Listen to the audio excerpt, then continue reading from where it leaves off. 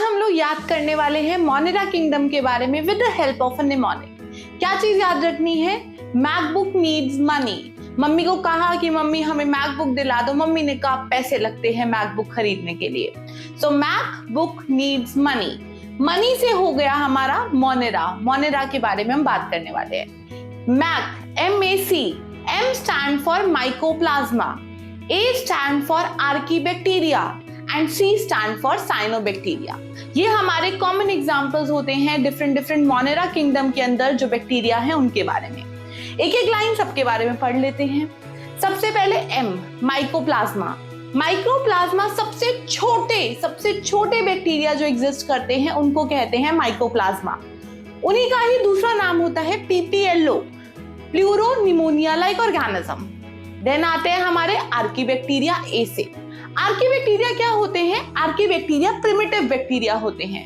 उनका क्या काम होता है? वो बैक्टीरिया बिल्कुल हार्श कंडीशन में ग्रो करते हैं। जैसे कि अगर हाई सॉल्टी कंडीशन में ग्रो करेंगे तो उसे हैलोफिल्स कहेंगे।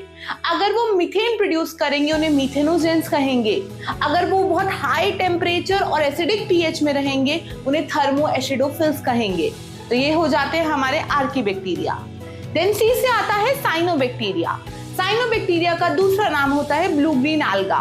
इनके बारे में क्या याद रखना है? ये ऐसे ऑर्गेनिजम्स होते हैं ब्लू ग्रीन alga जो आपके मेनली ऑक्सीजन प्रोड्यूस करा। ये पहले हमारे अर्थ पे ऑक्सीजन नहीं थी, हमारा अर्थ ऑक्सीजन लेस था, मतलब ऑक्सीजन नहीं था। ऑक्सीजन प्रोड्यूस करने वाले फर्स्ट ऑर्गेनिज्म आपके साइनोबैक्टीरिया ही आए थे जिन्हें ब्लू ग्रीन algae कहते हैं। इसलिए कहा जाता है दे आर ऑक्सीजेनिक फोटोसिंथेसिस, वो शो करते हैं। अब एक चीज और याद रखनी है। मम्मी ने कहा नहीं महंगा है, बच्चे ने कहा नो अम्मी मुझे तो यही चाहिए। नो से NO, तो हम पढ़ते हैं नॉस्टॉक, ऑसिलेटोरिया एंड अम्मी A से एनाबेना।